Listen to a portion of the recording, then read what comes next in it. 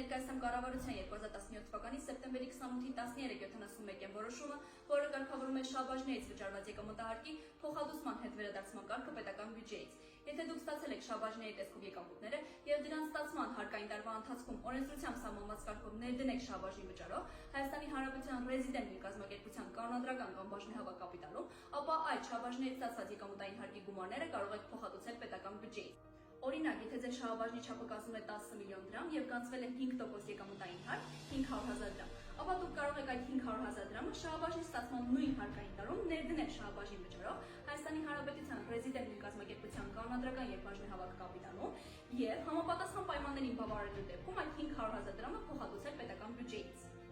Ամբողջ գործընթացը ճշգրիտ կազմակերպելու համար կարող եք լիազորել մեզ եւ մենք ձեր փոխարեն կիրականացնենք այս գործընթացի ամբողջ փաստաթղթավորումը եւ հանդես կգանք լիազոր մարմիններում։